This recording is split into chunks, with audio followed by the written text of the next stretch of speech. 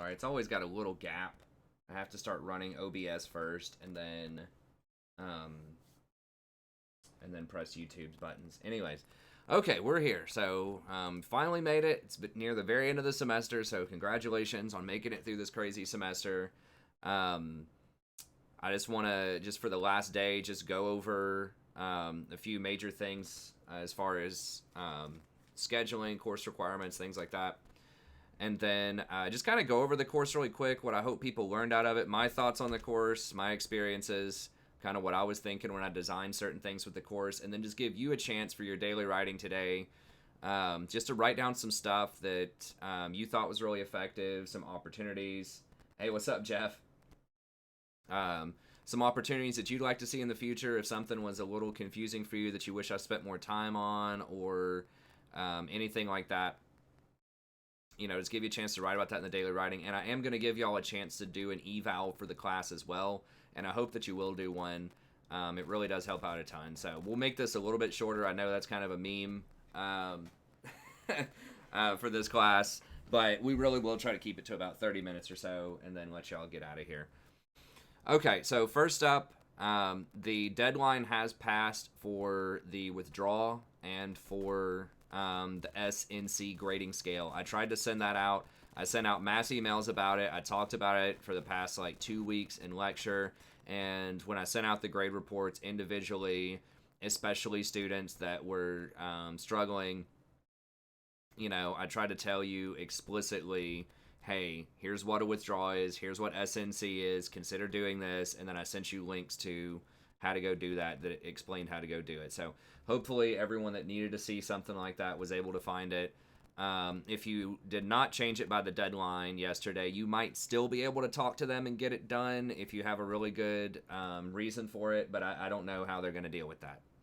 But anyways, that has passed for all classes. So hopefully you made some informed decisions about SNC or about withdrawing for this class or for other classes. Okay. So I can't change that. Okay, so I can't go in, we can't see your final grade, and you have like a C or something, and you're like, oh, I want to take an S. I can't change it. You have to be the one that changes it through that automated system that closed yesterday. Or you have to contact, an administrator and get them to change it. Okay, if you're not sure how to do that, if you still want to try to change it to SNC or W, I don't know if they'll do it or not, but I can figure out who to contact. So if you're still interested in that, but you missed the deadline for some reason, just email me, and I'll at least give you the information and tell you who you need to talk to try to convince. Okay, but as far as everything in this class, all of the paperwork, anything that's due in this class that you haven't already submitted, is due by Friday 5/1 at 11:59. Okay, so my final grade deadline is Monday the 4th. All right, so I anticipate I'm probably going to get flooded with lots of late submissions and revisions and daily writings and all that stuff, and that's fine. But I have to have at least like 2 days to get all of that done. 2 days and a lot of coffee to get everything done. Okay, but you should have that grade report. Also, make sure that if you didn't get a grade report, I'm like 99% sure I sent one out to everybody. Just email me and let me know, or if you still have questions or you're confused, you think I miscounted absences, or you want to know which daily writings you're missing because you want to make some of them up or whatever, just email me and, I'll try to respond to you as fast as I can. Okay, so on Friday, the P5 final draft is due. If you still haven't met with me and you want to meet with me about that, just email me, set it up. We can have a conference and talk about it. I can read over any drafts that you have and give you comments on your rough drafts. Whatever you want, I can help you out with that. So P5 is due at that date. Any missing assignments or daily writings are also due on that date. Remember that you can, I went ahead and just tried to tell everybody you can change all of your daily writings. You can turn them all in on that date if you want to. Okay, so I'll take everything for credit.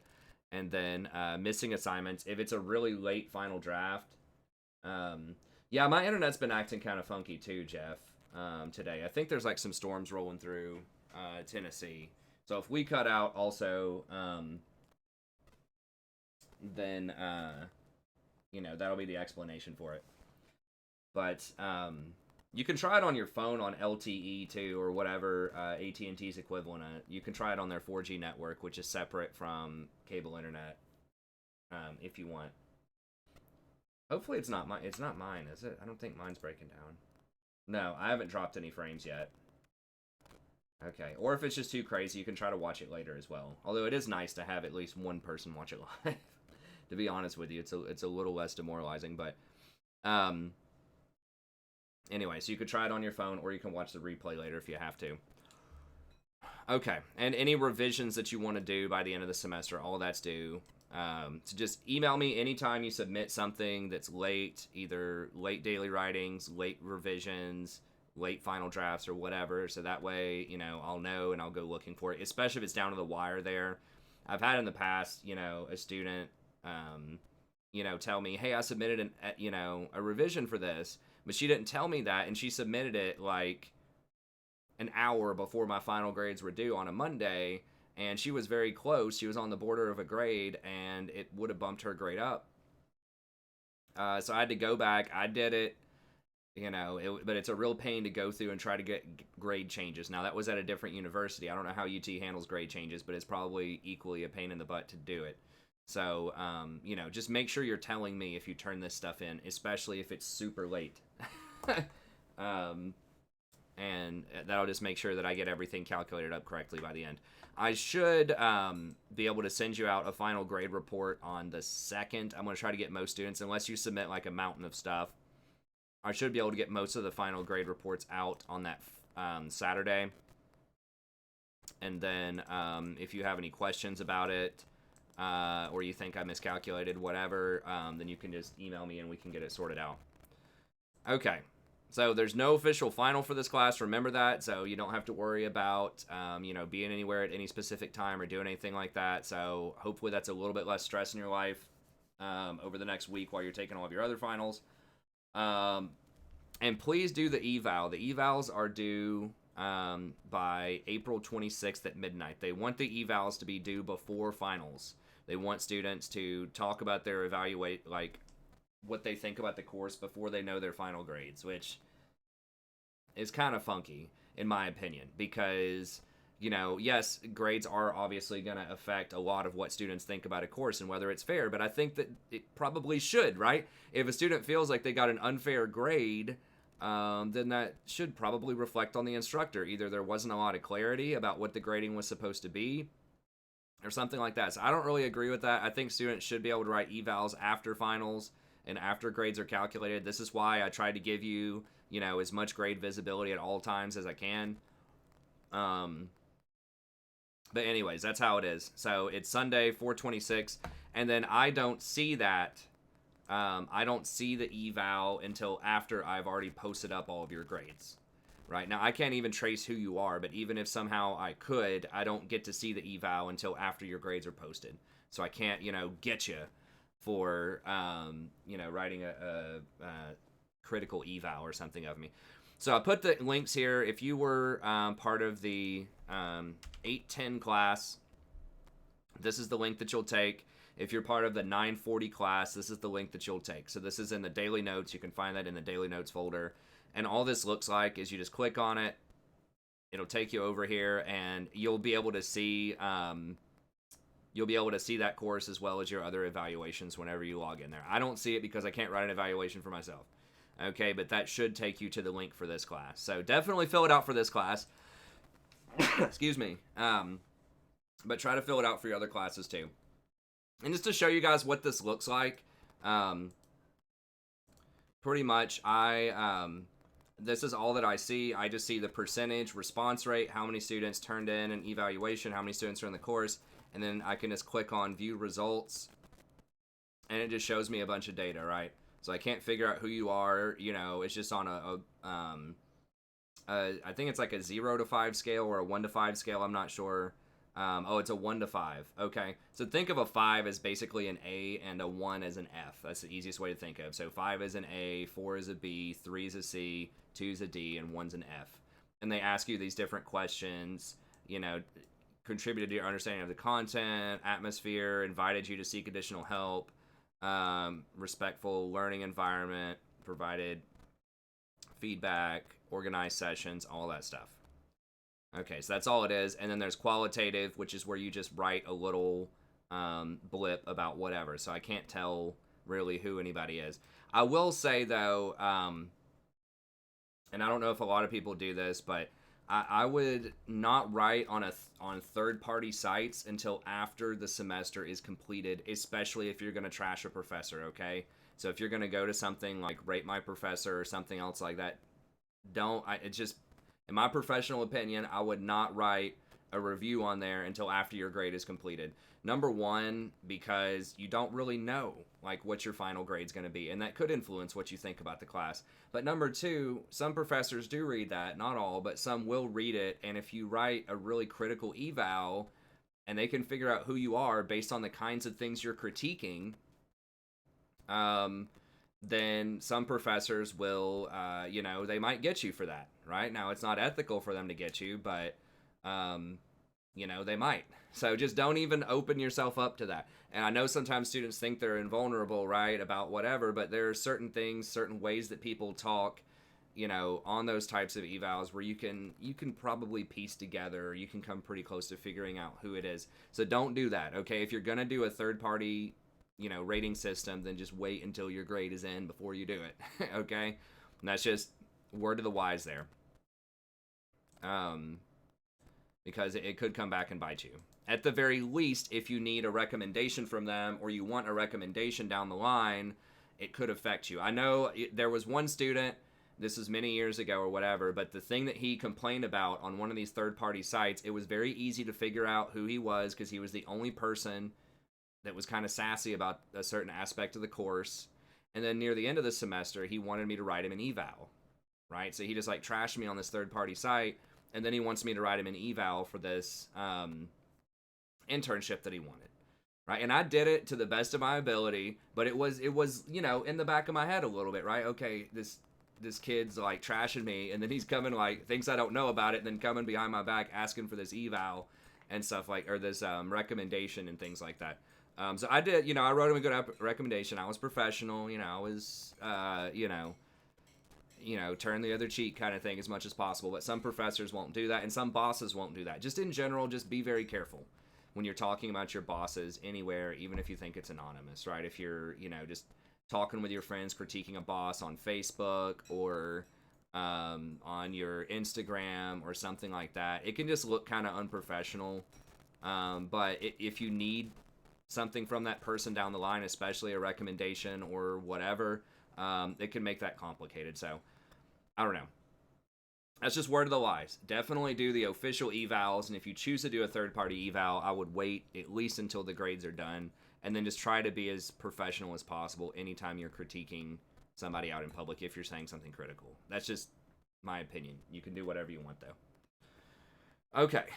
If you want to contact me after the semester, I will probably still have my utk.edu email address, but, with the way that the virus is going, nobody really knows what's going to happen in the fall right now. If there is a big drop in enrollment, then it's likely, or it's a possibility that I may not get any classes for the fall. So I think they will still keep me on their, in their system or whatever, even if I don't have classes. But if for some reason I'm not at UT and I don't have that email address anymore, maybe it's like 3 or 4 years down the line, you want me to help you prepare for law school or med school or whatever, you either want a recommendation or you want me to help you write a cover letter or something like that, my personal email address is joshuamotes@gmail.com, and that one's always permanent. So that'll be there no matter what, no matter where I'm working or what the university situation is or whatever, it's there. So try me at utk.edu, but you can also try me at this one if that email is not working anymore, the UTK one. Okay, so I think it will. I think I'll still be in the system, but just in case, you never know, especially if it's years down the line, that's where you can contact me. Okay, and yeah, related to that, I'm happy to help you out with any projects in the future. So if you're working on a cover letter, you're trying to get into an internship, you're applying for a job, you just want some help, with some other big writing project, you can always contact me, and I'll try my best to help you out. Okay, so here are my here are my thoughts on the semester so far in teaching the course, and things that I could change, things that I could not change, like that I have to do. So just to kind of clarify that, because sometimes students, I think it can be confusing, because there's some stuff I have no control over. I have to do it this way, like attendance, the time of the course, and stuff like that. I don't have any say over that. So I just want to go over real quick things that I could change, things that I can't change, and then my thought process behind why I chose to do things the way that I did it, and then also other options that I considered, right? So that'll give you a little bit of insight into what's possible, what could I change, and then what's not possible, right? So hopefully, some of your suggestions that I hope you'll make for how to improve the course or improve your experience in the course can be informed by some of these limitations and opportunities. Okay. And then I'm going to give you guys a chance to write a daily writing entry that's sort of, your thoughts on the course and what's going on. And then I'll give you a chance to write your eval as well, your official eval for the course. Okay, so my thoughts. So every English 101 should do these goals. So no matter who you take, these should be the goals at 101, okay? Teach students how to develop persuasive strategies for a specific audience, okay? Teach students how to engage meaningfully with a specific discourse community.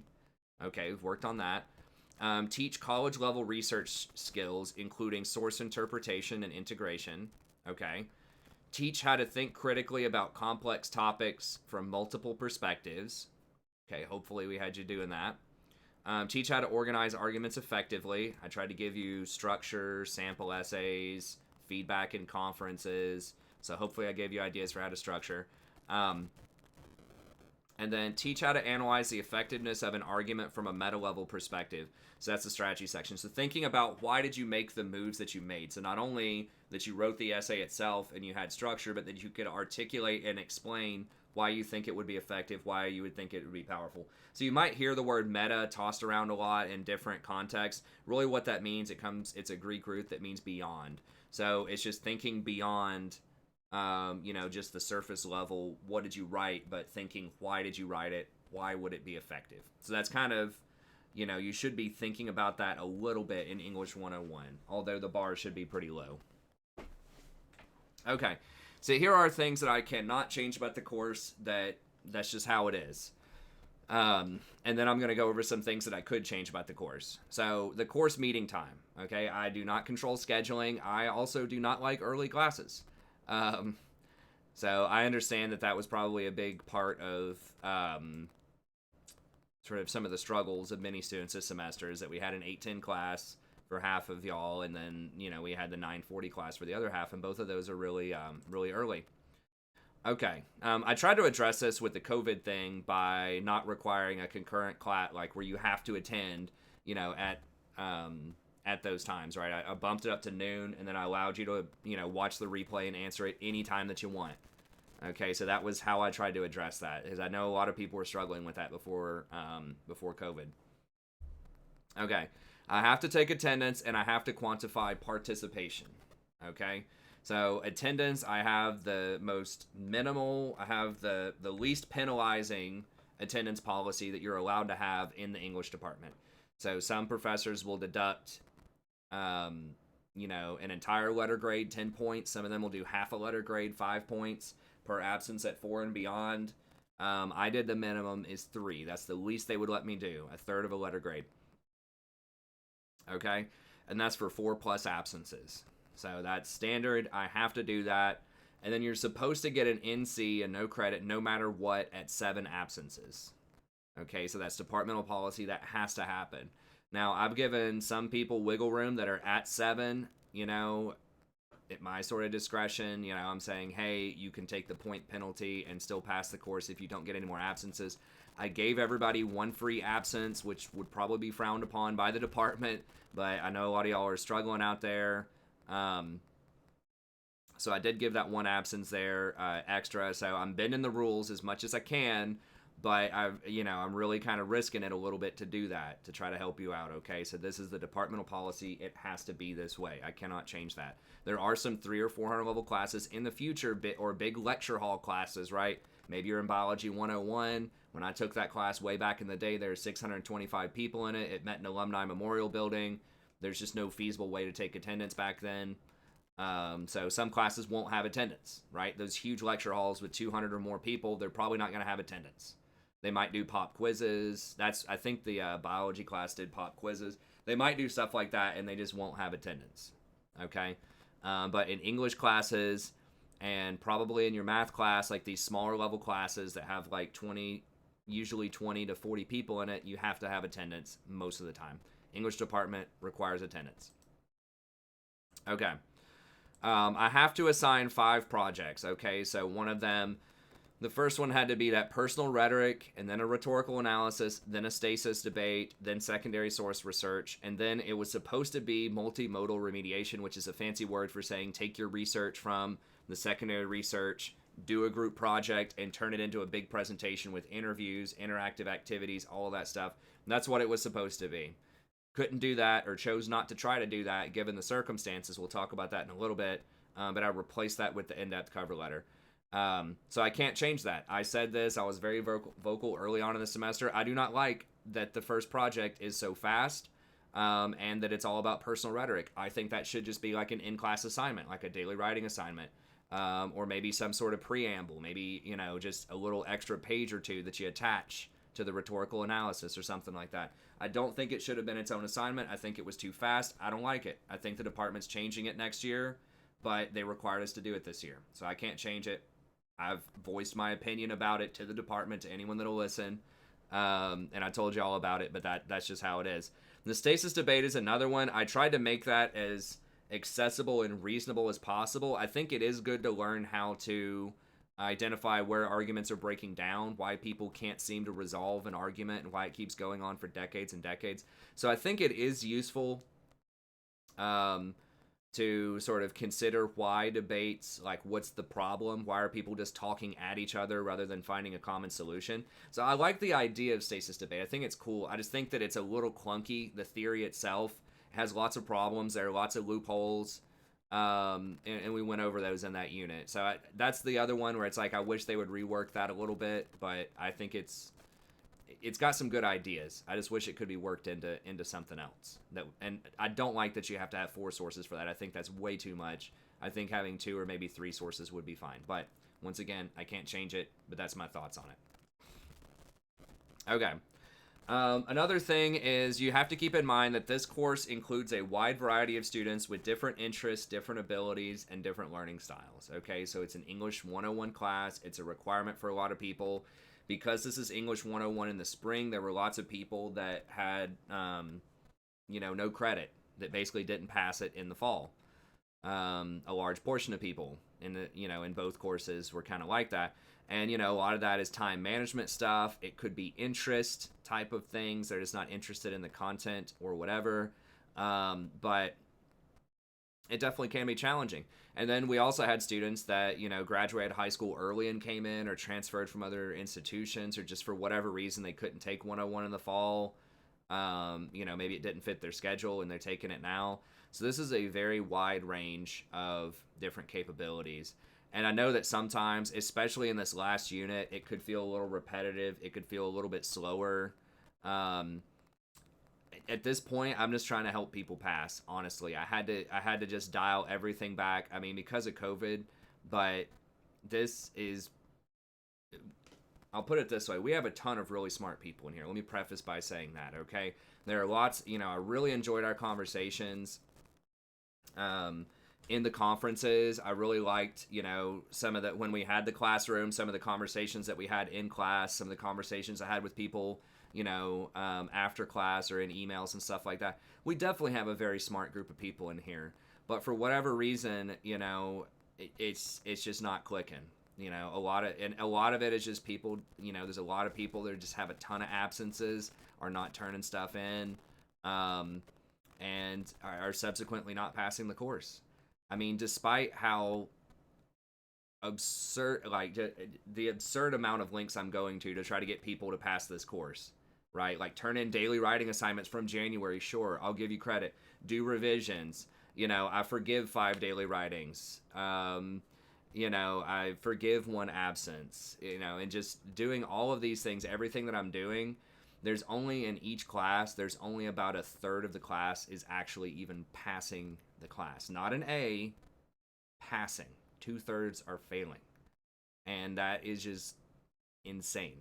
Like, absolutely insane. So I tried to do everything I could just to slow it down, at the end, because I know a lot of people are, their world's kind of thrown upside down by this COVID stuff.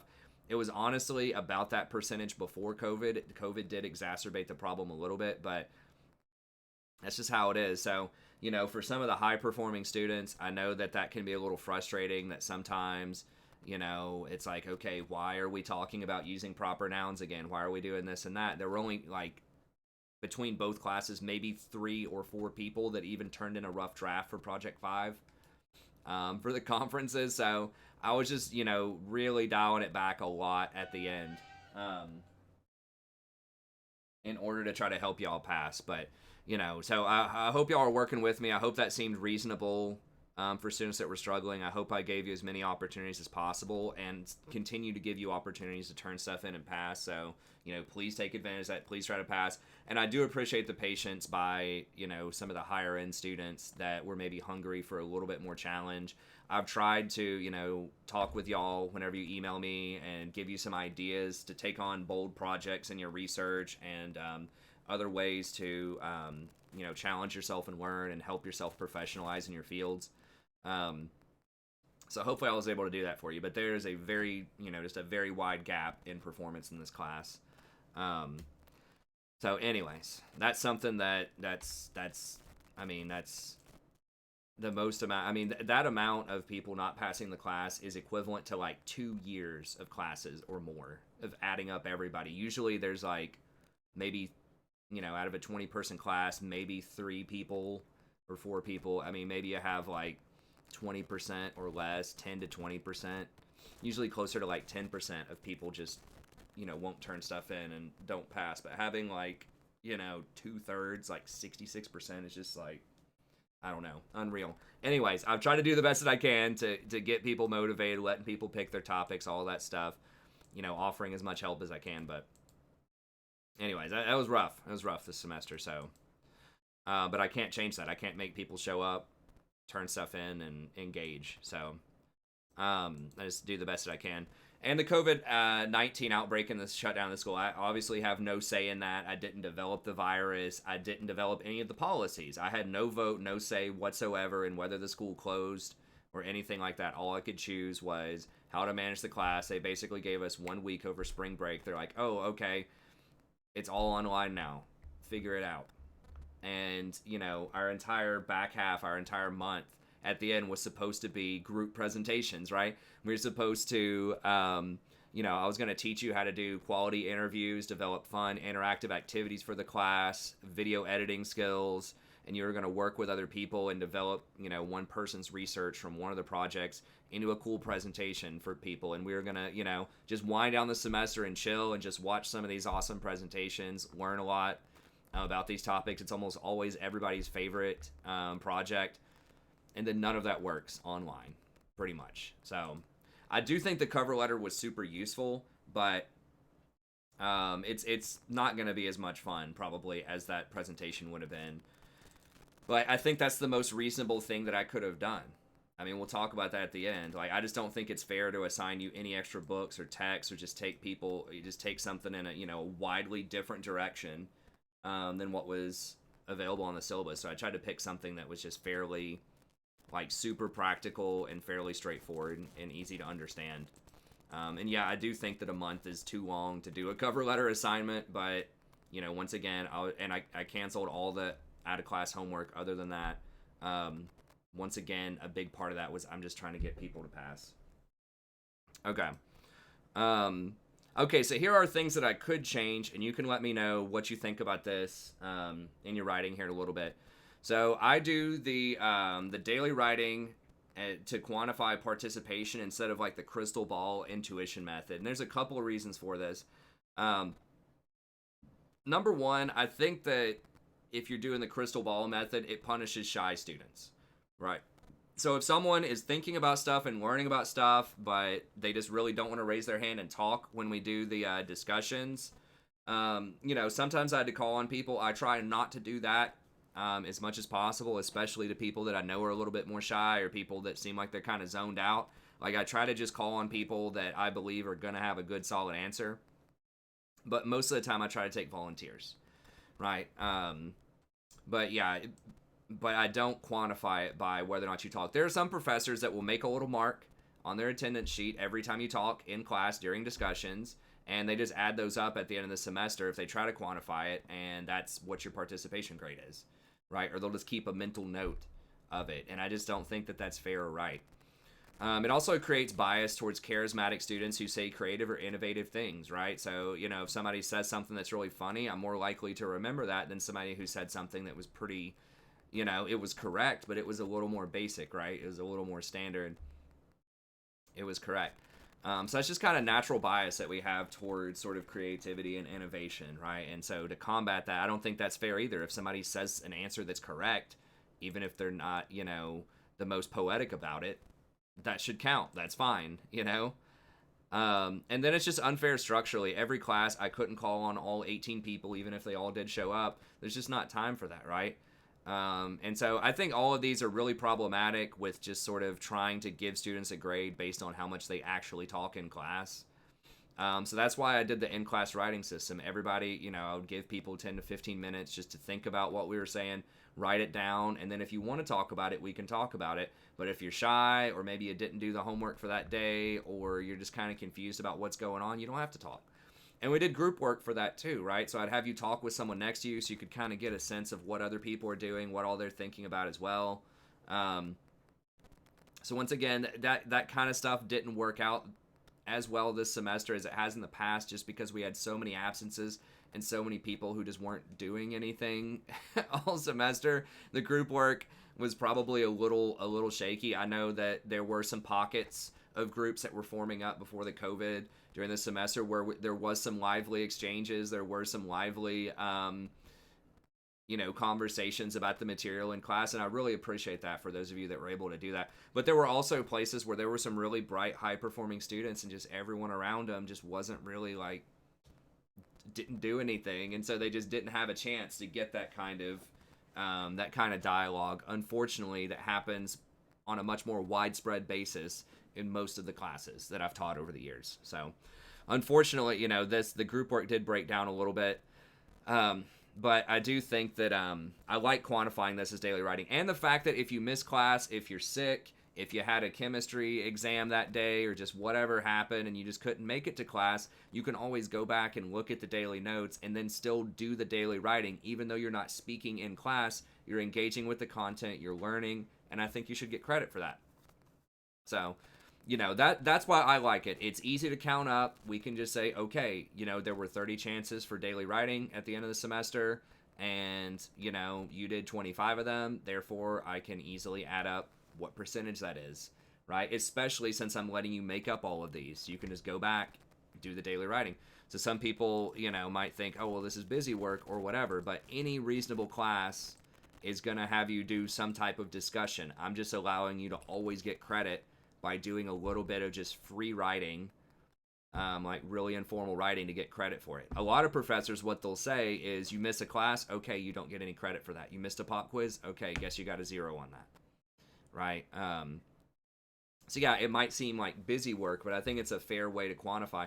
And all of the stuff, pretty much every class is directly related to what you're doing on the big projects. I had you, writing about a topic, or talking about a topic, or working on the structure, or, working on some aspect of rhetoric, thinking more about audience, thinking more about discourse community. So I was always trying to help you build up towards the bigger projects. So if you did the daily writings, it should have saved you a ton of time on the bigger projects as well. So I tried not to just give you something random to write about. It was usually directly related with the big project.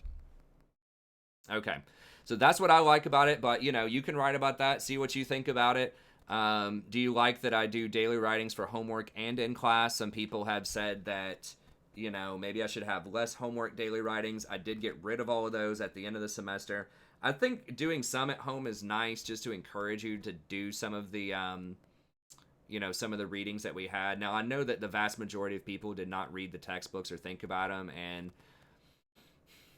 I've thought about doing quizzes, or having you do writing out of the textbook and things like that, but I do assign, like, some of the projects are a little bit longer and a little bit more complex than other English 101s, but the trade-off for that is I don't really force you to do a lot of the reading out of the textbook. Some people do it, most people don't.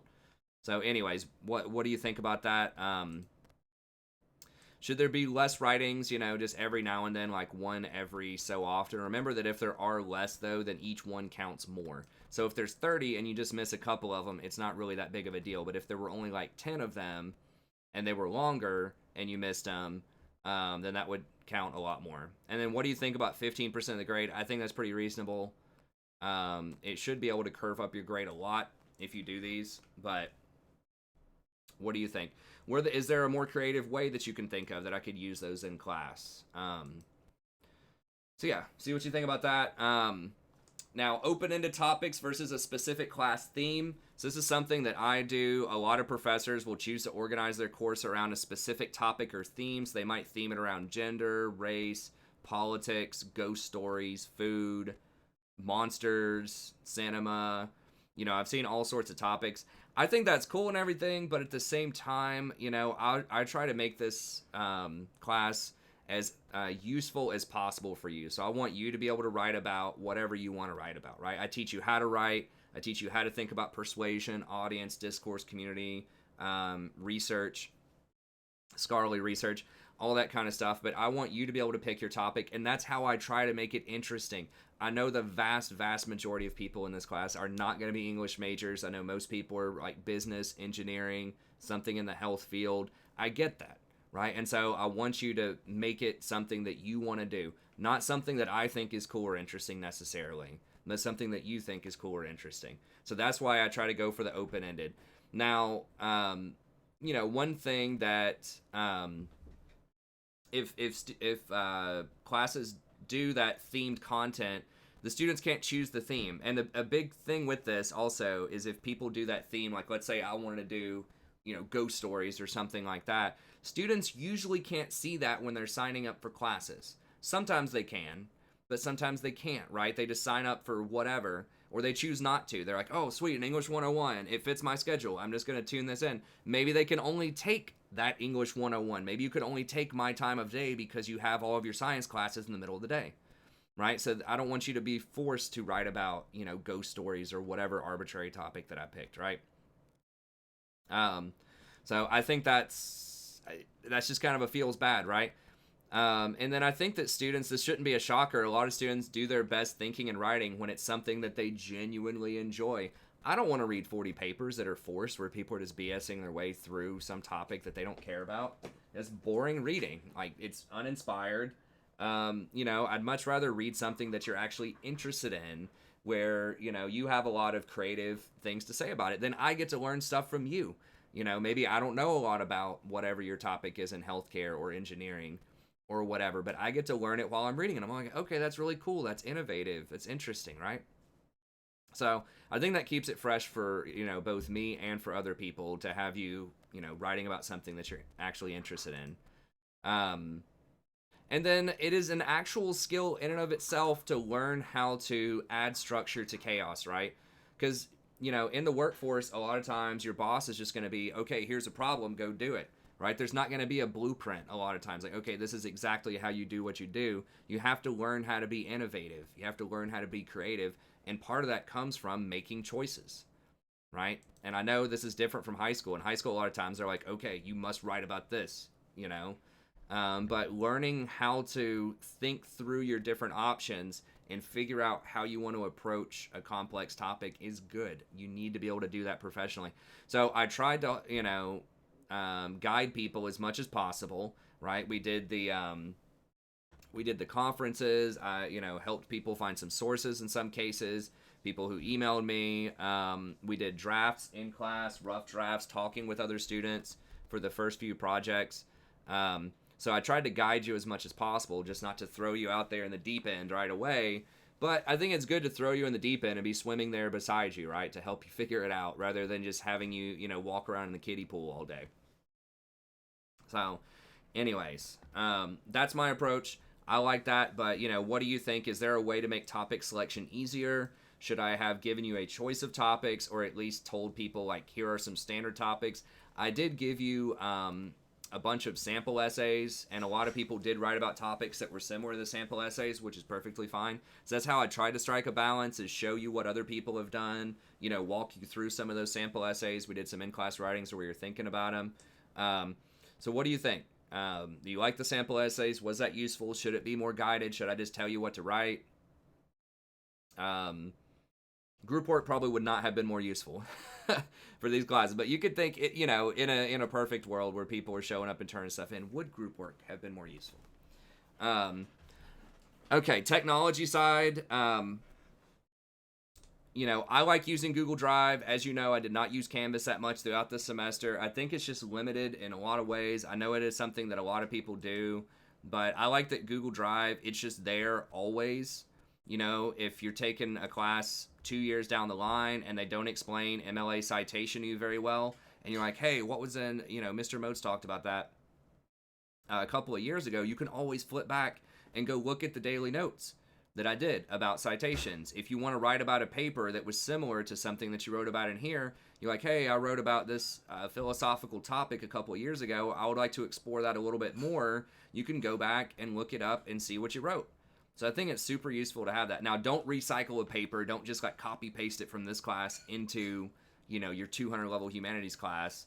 A lot of people would consider that plagiarism, and you're just not going to learn a lot out of that. So don't do that. But I think that you can be inspired. You can say, oh, I wrote about, Hobbesian politics or whatever in Mr. Motes' class, and now, I'm taking this philosophy class, and I just want to kind of expand on that a little bit. Maybe use a source or two that I use there. So I think that's really helpful. So I know that one student told me earlier in the semester that he had this cool philosophy class on his Canvas, and he wanted to write about, I don't remember the specific philosopher, I think it might have been Plato, and he said that just the Canvas course wasn't there anymore. So he didn't have access to a lot of those readings that they did, or some of the posts that he made about it. So, and that just kind of sucks. So that's why I like Google Drive, is because it's always there. You can always access it, either my notes or your writings, your daily writings, your big projects, all that stuff. It's always there. It's saved on Google. I like that Google is very compatible with pretty much every phone as well. So for example, if we were signing up for conferences, right, in class, but your laptop wasn't working, or if, for whatever reason, your laptop wasn't working in general and you just wanted to write, on the Google Docs, you could actually type out the daily notes on your phone. I know some people did that throughout the semester. You can't type out Microsoft Word documents on your phone, or at least I think it's harder to do that. You might have to have some apps. I don't know. It gets harder. I think that Google Drive's a lot easier for that. So I just like the accessibility of it. I like how it's portable, it's compatible with phones. All that just seems really solid. So that's why I like it over Canvas. And there's a litany of other reasons too. But also, you can't lose Google Docs. Your computer crashes or just something weird happens, you always have access to it. You can go to the library. You can use your phone. All these other things are nice. Versus with Microsoft Word, if you're typing up a paper and your roommate staggers in at 3 in the morning and, spills a beverage all over your laptop and fries it, you're going to lose your paper. Or if you're, I don't know, one of your friends, they're roughhousing around in your apartment, and someone tackles someone else onto your backpack and smashes your laptop or something. There's just all sorts of ways that stuff can go wrong with Microsoft Word. So anyways, I like Google. What do you think about that? As a related note, what do you think about how I managed the COVID thing? Would you have liked for me to use Zoom more? Do you like that I use the YouTube a little bit better? I like YouTube because, once again, it's accessible anywhere, anytime. You can access it on your phone. If your computer's not working, or you're just, on a lunch break at your job and you just, want to walk around for 15 minutes and just kind of fast forward through, you can do that too. You can speed it up to 2 times speed or 1.5 speed on YouTube. And everyone just knows how to use YouTube. And it's very secure. The YouTube account is much more secure than Zoom. Remember, I mentioned that when I said I wasn't going to use Zoom. I said there's going to be some kind of security issue with it. I guarantee it. That's what happened, right? A bunch of just strangers could come in and,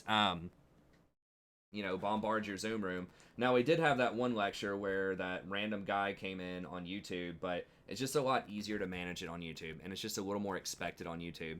So, anyways, I liked using YouTube. I liked using Discord for the conferences. That worked out, I think, pretty well for a lot of people. So, what do you think about that? Do you think I should have done that? Should I have just used Zoom? Do you like that I use Google Docs? Do you think that I should use Canvas a little bit more? Um, Strategy section, what do you think about that? We're kind of running a little long on time here. I said I was going to be 30 minutes, 45. What do you think about the strategy sections? Do you think they were useful? Remember, it's important to think about why you're making the decisions that you made and were there other options that you could have done. So it is kind of higher order thinking. I suspect a lot of people, probably are not used to that, especially except for the very high performing students. A lot of students might not really enjoy it or think it's busy work.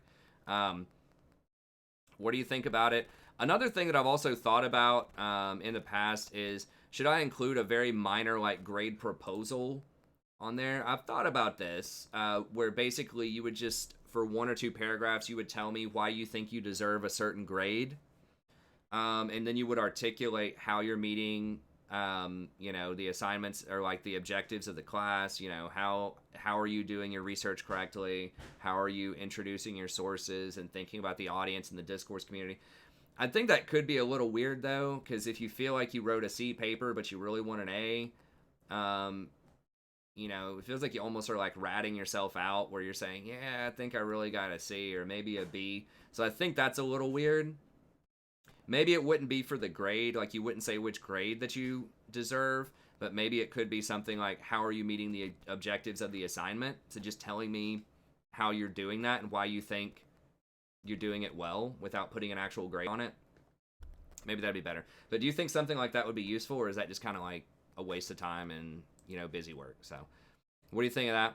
And then the COVID-19 response, what do you think about how I managed that in terms of the technology, YouTube, Discord, that type of stuff? Do you think that I should have been more strict? Am I being too lenient? On a lot of people, like I said, there's just like an astounding, eye-popping amount of people that are not passing the course. It is far, far above average. Usually my grades are actually a slightly higher than the average for English courses. And I justify that by saying, well, I'm getting you guys to do a little bit deeper on the critical thinking than some of the other classes out there. So I don't grade as hard on like comma splices and split infinitives and things like that, but I try to push you a little bit more in thinking about discourse communities and audience while still keeping the grading reasonable. So anyways, do you think I should have been more strict? Was I too strict? I can't imagine how that's possible, but was I too strict? Could I have been more, more lenient in some respect? Should I have pushed the cover letter assignment further? Was there some other way that I should have, had you approach this to be more critically engaging? I think it's already like pretty asking you to, dig quite a bit, but should I have gone even further than that?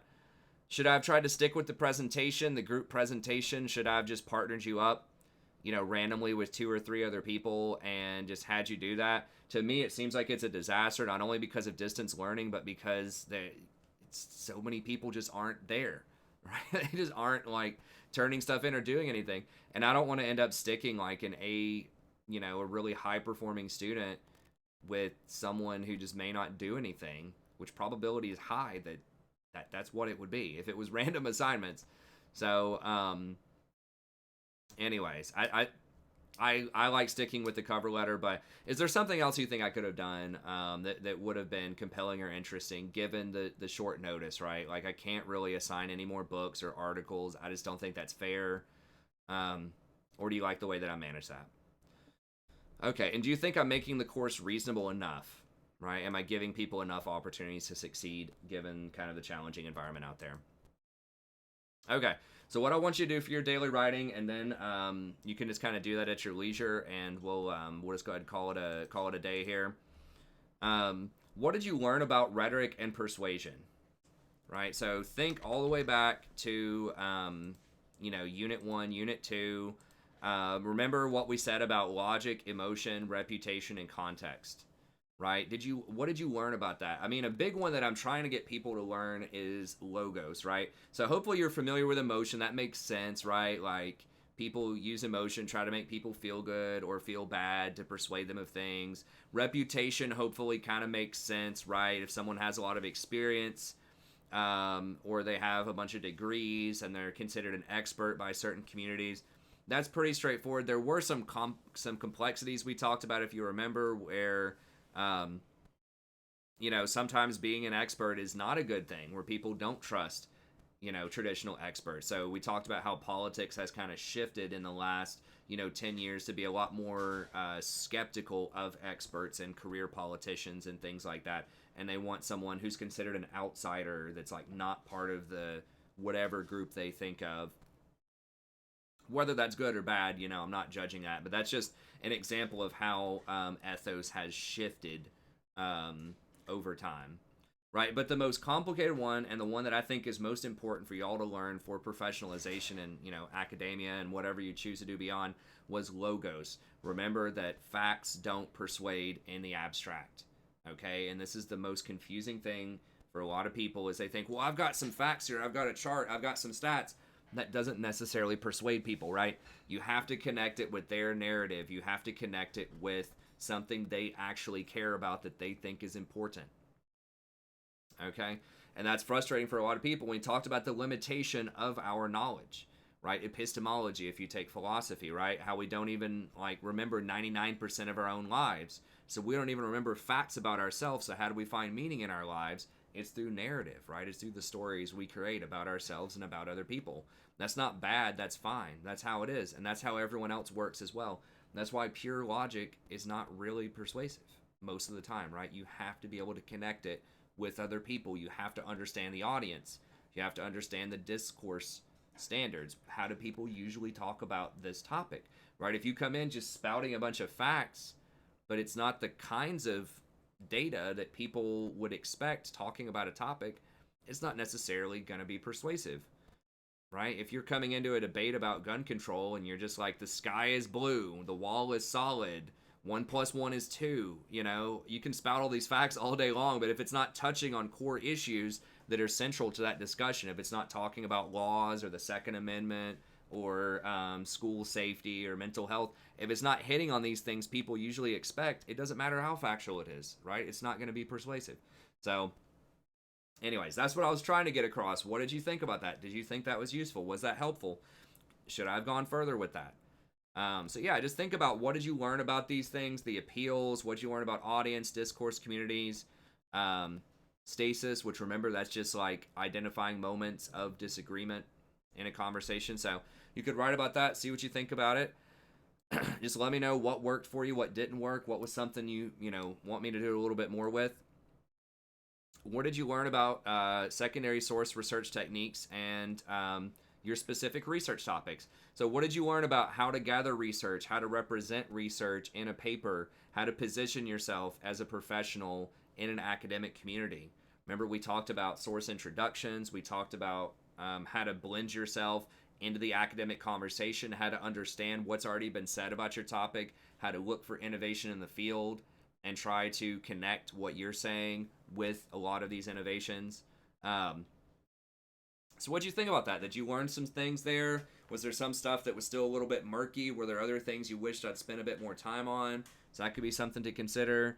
Was the prospect of learning about your topic itself, was that super useful for you professionally or personally? And then for the final unit here, what did you think about cover letters and professionalization? Had you ever thought of cover letters like that? Were you thinking about being specific, finding those proper nouns, finding a specific organization, talking directly about people that work there, whether it's professors or whether it's managers, and, demonstrating that you understand that organization, you've done your research, and you already have ideas about how you can fit in and contribute? Had you thought about that, or was that something cool that you learned here? So do you like that I tried to connect it with a real world scenario and put some of these persuasive ideas into action, right?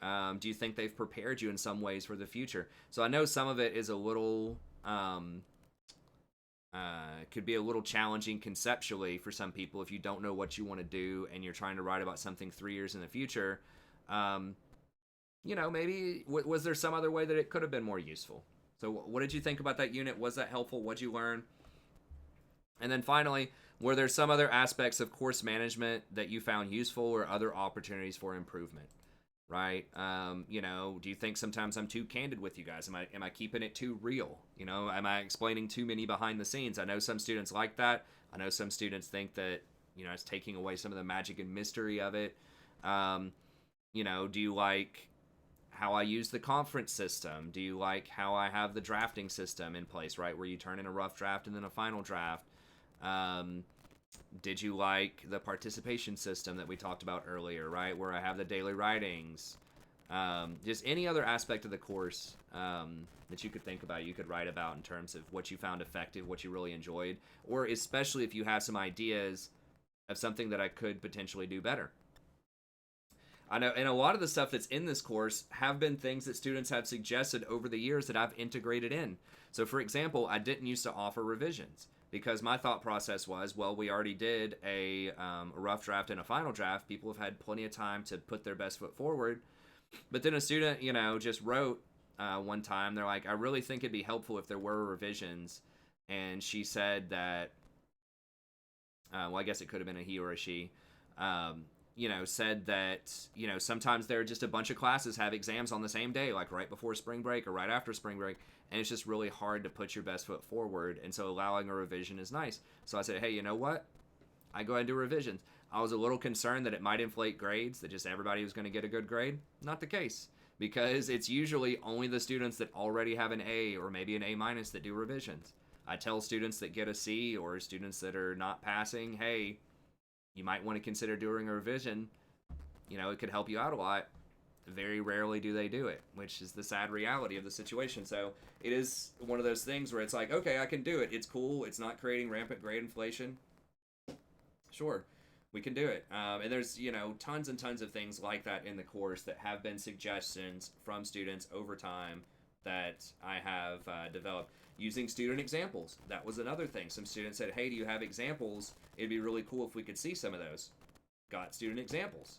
Then someone's like, hey, if you could go over them in class a little bit with us so that we could kind of, see what you're looking for, see what you think about some of these examples.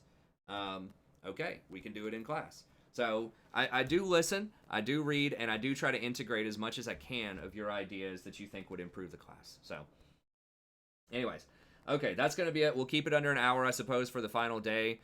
So thank y'all very much. Like I said, I had a really good time working with y'all this semester. It is a little unfortunate what's happened as far as the virus, but as well, like with attendance and people just not turning stuff in.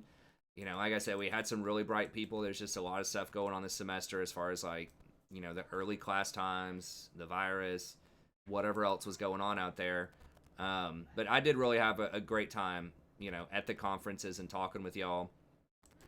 So it was great. But make sure that you do these evals. They're at the very top. It takes, 5 minutes or less to do them. It really does help out a ton. And then for your daily writing, just go down to the bottom, answer any of those that you want, or just anything else that's related to the course that you want to comment on or talk about.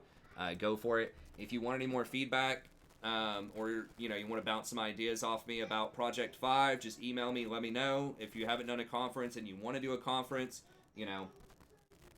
once again, let me know. We can set it up. If you do meet with me in conference, even though it's late, I'll give you credit for the conference from last week. So anyways, that's going to be it. Thank y'all once again for the awesome course. Those of y'all that are, going to watch this, thank y'all for the good course. Hopefully you learned a lot out of it. And once again, if you need any help, you can email me at my UT address, or if for some reason, if it's years down the line, you want some advice or help with something, and the email address is not there, you can always try me at joshuamotes@gmail.com. And otherwise, good luck on the rest of your finals. Make sure that you turn everything in by Friday the 1st. And yeah, have a great rest of the semester and a great summer. Hopefully this virus thing will be behind us and we can all have a fantastic fall as well. But thank you very much. Have a good day. And yeah, I'll see y'all around.